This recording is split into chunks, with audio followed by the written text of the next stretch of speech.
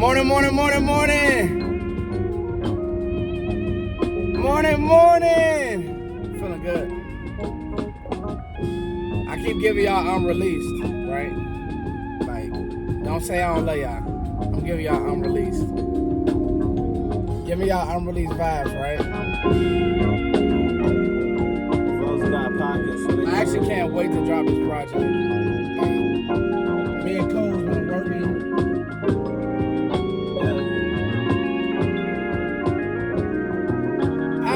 What a good day, what a good day. That's all y'all get. Y'all just get the groove. Y'all just get the very beginning. That's all y'all get.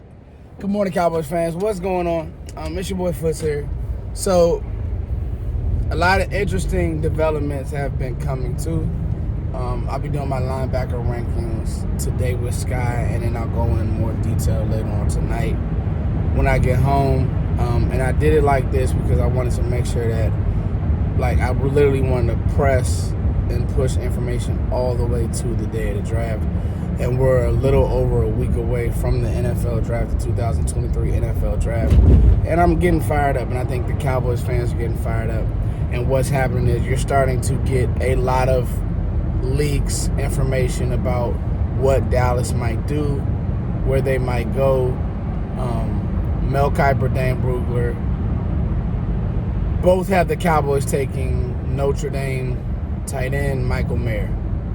Dan Brugler actually did a 7-round mock, and he picks a couple players that I liked, and Deion Henley was one.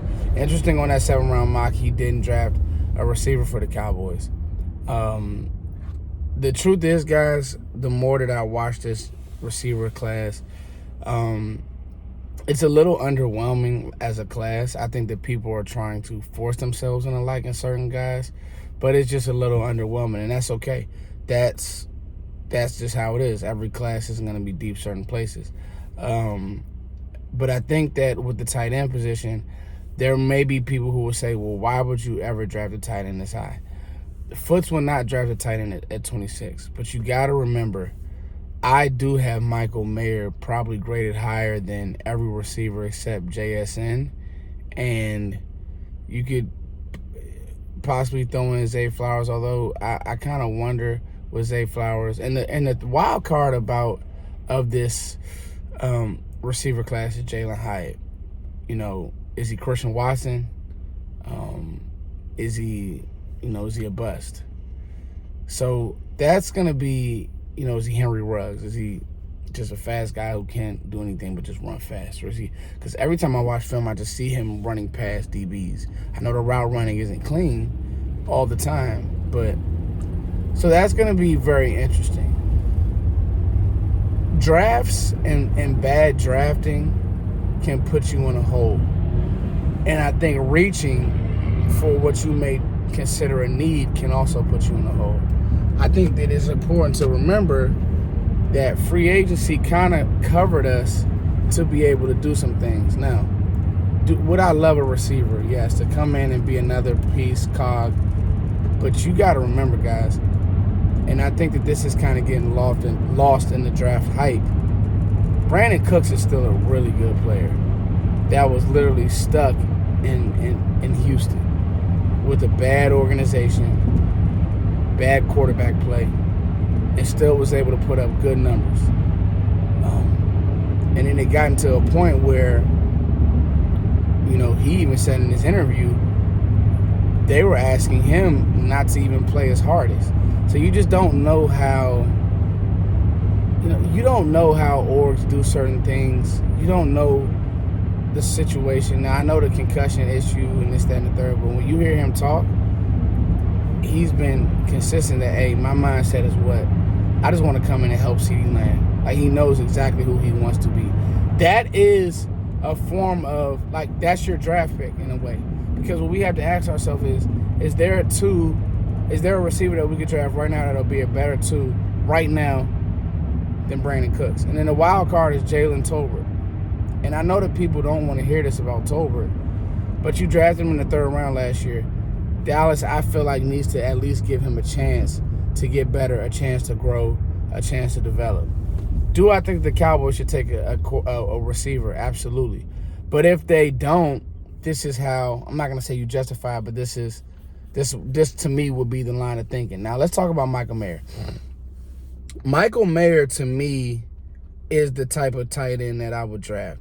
Well, first, what about the pass catching type? What about those guys? What about T.J. Hawkinson, who's already been traded, pass catcher, team trying to chase Travis Kelce? Oh, well, what about Dalton Kincaid, pass catcher, teams trying to catch and find their next Travis Kelce? You gotta be careful, okay? Mayer is a football player first, and a darn good one. Hard to tackle, great inline blocker. Darnell Washington has been widely regarded as, the best inline blocker. But I think that's kind of false when you watch film. You can see that Mayer just has a better feel for certain things, reach blocking, getting second level, and all that type of stuff. And then the body and then the body positioning and the hands are really good. Last year, 800 yards. He pretty much was Notre Dame's real threat in the receiving game. I just think that Dallas would say, I can't pass on a guy like this. Now, Cowboys fans will say, well, we have Hendershot and we have Fergie. Both two guys who, if you go into the year with both of those players, like you feel good about both of those players. Especially, a lot of people really like Fergie. I like Hendershot because he's the one who, dare I say, has that ability to stretch the field at the tight end position. Had a few mental lapses, but has that ability to stretch the field at that tight end position. So, why would you draft the tight end, Foots? Why? What are we doing? This guy isn't Kyle Pitts. Well, Kyle Pitts in Atlanta that high was a bad pick. When you get to pick 26 guys and you have the best player available at his position group, and you realize that, see, Michael Mayer at 4 doesn't make sense. It just doesn't. Michael Mayer at 26, when you're wiped out of certain guys, or you don't maybe have the same amount of first-round grades on certain guys, that pick makes a lot of sense. It just does. So that's kind of me just pulling back the curtain on the draft philosophy. Do I think that this will be a great pick? I kind of do. I kind of do, because I believe that Mayer just is a football playing guy.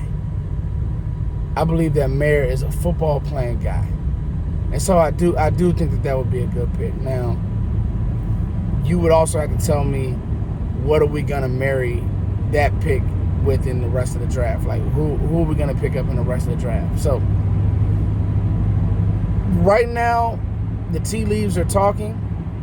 This could be a smokescreen as well. When the Cowboys could be using Dane to put information out there, and that could be a real thing. But last year around this time, Mel Kiper had Dallas going Tyler Smith. Dallas picks up Tyler Smith. He ends up being a great player. I just want people to brace themselves and get ready, because Michael Mayer is an extremely good football player, and I think that Dallas might have him rated over the... My conclusion of this is I think the Cowboys may have him rated over some of these receivers in the draft, and they might be rightfully so. It's your boy Foots, and they might be justified in that. It's your boy Foots. And one quick thing, we got to remember, Kyle Pitts, I think Atlanta picked him with no plan. Like, in year one, he was actually really good. Last year wasn't so good. I believe he was injured, but if you have a plan for the player, like this is Mike McCarthy saying, I want to run the ball more, be able to use more play action, be able to do certain things like that. If you have a plan for the player, 6'5", just a goon, closest thing to Gronk that I've seen in a long time, and Michael Mayer, if you have a plan, sign me up. I think that the Cowboys would justify it by saying that they have this guy rated than the receivers. And I watched the film, and they might not be wrong. It's your boy Foots. As always, thank you guys for liking, sharing, and subscribing. Follow, follow, follow. I love y'all, man. The draft is here. What a beautiful thing. Peace.